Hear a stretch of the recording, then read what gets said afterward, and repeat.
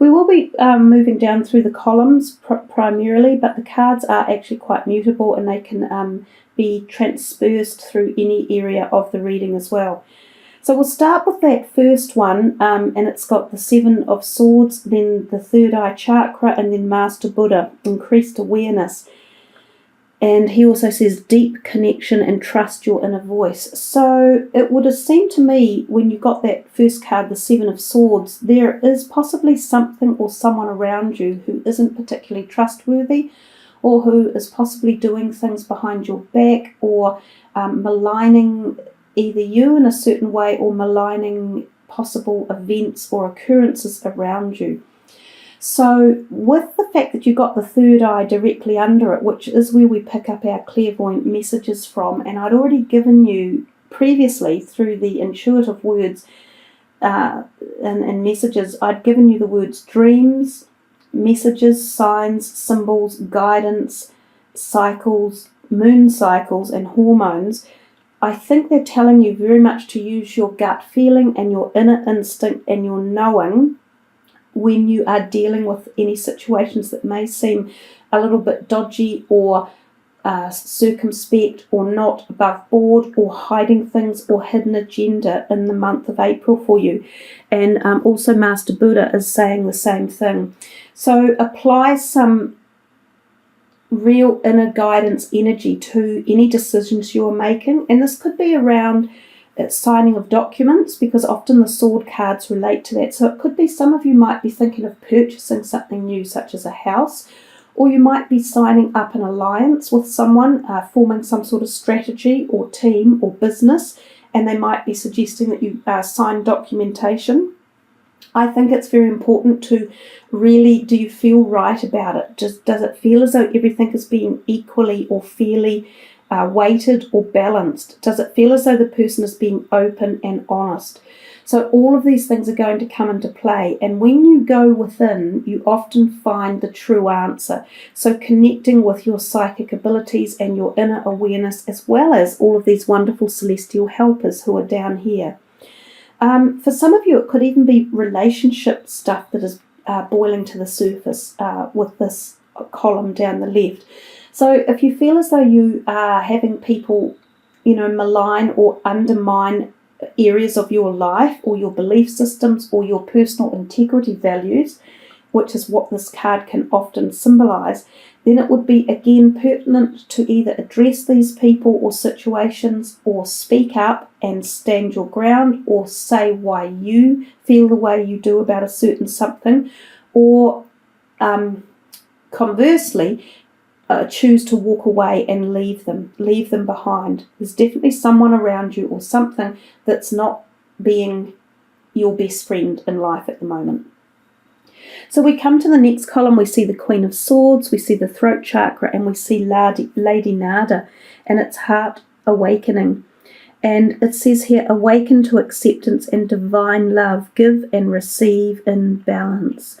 And we have the love begins over here as well. So we've got a lot of kind of stuff happening possibly within your heart area and possibly within relationships that could be new or turning over a new cycle. It feels as though you're going to let go of something in your life, and possibly people and possibly relationships in April for some reason. And it's maybe that new people are coming in which enable you to move away from past stuff that no longer serves you or suits you. So coming back to the Queen of Swords, she can often represent a female air sign energy. For some of you, this could be a new potential partner coming in, but for a lot of you, I feel it's more like someone you already know, or a family situation, or friends. Now, she can represent communication with this person, and it can be written, so you might get an unexpected email or letter turn up that you haven't had communication with this person for quite a while, or there could be some documentation coming as well. She could even represent, for some of you, a figure like a lawyer or an accountant. So perhaps some of you are meeting with your legal representatives and you're having to go over some documentation and you're thinking, blimey, things need signing, pages need reading and bits and pieces. This could be to do with something like I said earlier, like you might be purchasing a house or purchasing something. She could be part of this as well, part of the overall picture. The throat chakra, so just below the third eye chakra, that is all about communication in particular, and it feels as though there could be some form of communication opening between perhaps these type of energies, which is the air sign energy, could be female or male, and yourselves. So it's also about heart awakening, so it's about acceptance and divine love and giving and receiving. So there may be some healing coming in, or there may be she's giving you something, you may be receiving something from her as well, and it could be after communication. The other thing about the throat chakra and the third eye is it comes to mind about your head, and so in the month of April there could be things going on in and around your head. So some of you might receive extra clairvoyant messages or symbols or signs. Some of you might want to talk about it. Some of you might be doing speeches or public speaking or some sort of enablement around, who knows, maybe the crop circles in the UFO type area. Some of you need to have your throat looked at as well, and this could be teeth or throat issues like a flu or a cold or a virus. Some of you it's thyroid. For sometimes it's in the back of the neck, needing to relieve tension that could cause headaches. So that could be blockages in your neck area of your spine, and you could have massages and go for like osteopath, where they crack your neck. Some of you might be needing to do that as well. So those are the things that come up in my mind's eye about your head. It's definitely about paying attention, receiving awareness, having activation, and being opened for a lot of you as well. Okay, so we'll move on to this one, the 10 of Swords. So we go from 10 to 1, which is the complete cycle in the numerology, if you like, of the tarot deck. And this would be like the Ace of Cups. So it's actually, traditionally, when you look at it, it's a very beautiful card to receive in a reading. It has the picture of a cup, a beautiful chalice with a dove above it, putting in like a golden glowing or silver glowing orb, and then beneath it is this beautiful lotus flower that's often blooming.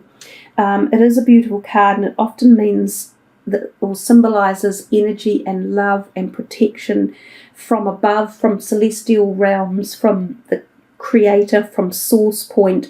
And it is about love and harmony and new beginnings, sometimes conception and fertility. So this card obviously means all of the same of those things as well. And we see the harvest, or the crescent moon, on Diana's head. So this could reference the moon cycles in the month. And I did talk about the moon cycles for you guys. So there could be something in April around that full moon period, which is generally where Easter falls, where you find this beautiful love kind of zone happening. It could be very cathartic, and it could be very spiritual, and it could even be religiously related. You might just find this wonderful presence of warm, enveloping love coming into your life. And it could be about a new cycle you're going through, or a new cycle you are about to begin. For some of you, this could be conception of a pregnancy. It could be conception of a brand new love. And this is a very deep spiritual love here. This is a love of soulmates. And it can be for business or for romance, or even just great friendships that evolve. So down here she says, focused intention. Think about what you desire, set your sights high, and expect the best possible outcome. So Diana is a very strong energy. She's very forceful, a little bit like the Aries energy. She's almost symbolizes that kind of fire sign female energy, just like, I'm not giving in, I won't give up, I have this strength, I will get through. And this is also what the 10 of Wands up here represents as well. It represents a long journey of passion and knowledge and learning, and feeling as though you might have taken on more than you could cope, but gathering together all of your portions of your life, like all of the things I've just mentioned, harnessing them together and crossing some sort of finishing line.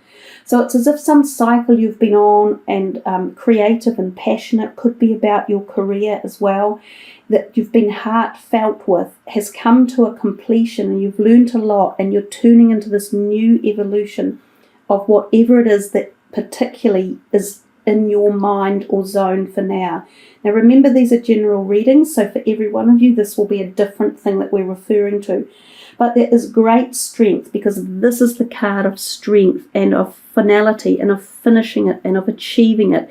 And she also has great strength, and she will not back down, and she will not bend. And she's saying remain strong and firm and focused, because you're getting what you want. And somehow this wonderful spiritual accolade of love and giving and openness and newness is coming in to balance out the cycle of finishing. So it's a lovely column, that we can sort of focus on, if you like, for the reading, because I think it's very deep, and I think it could mean a lot to a lot of you.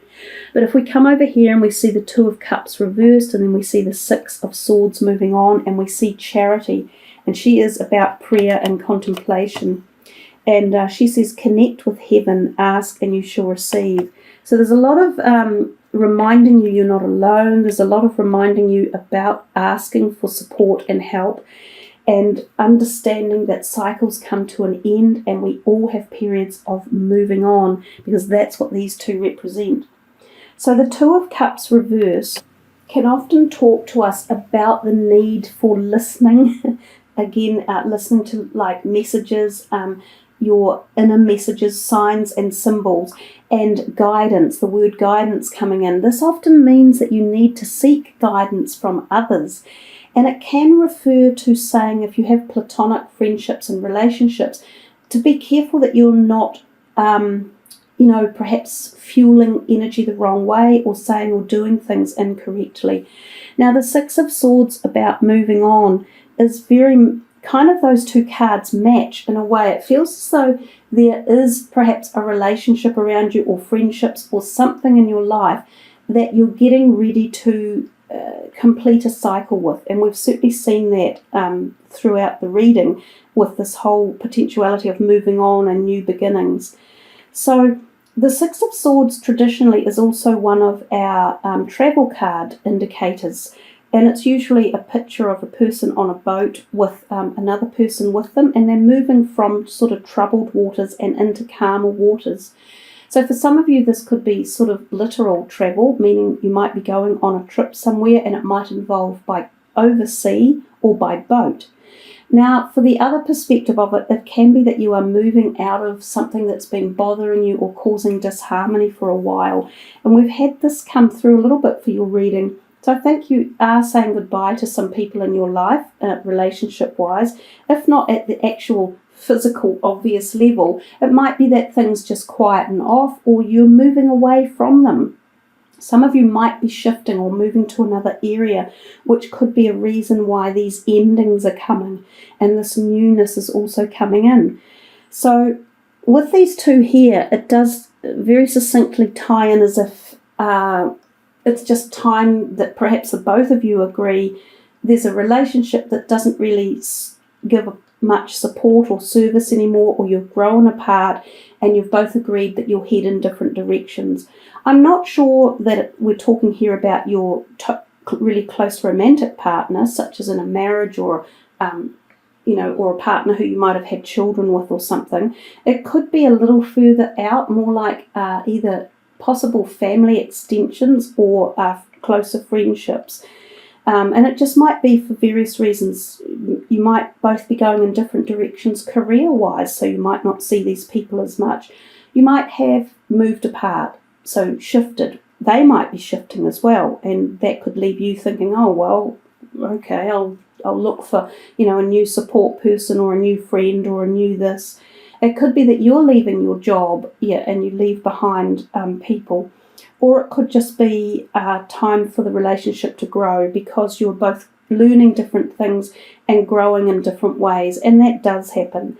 So again, it's just saying to you to put in some prayer and contemplation, and to connect with with heaven or source or creator energy to ask for blessings, I guess, for the moving on of this energy.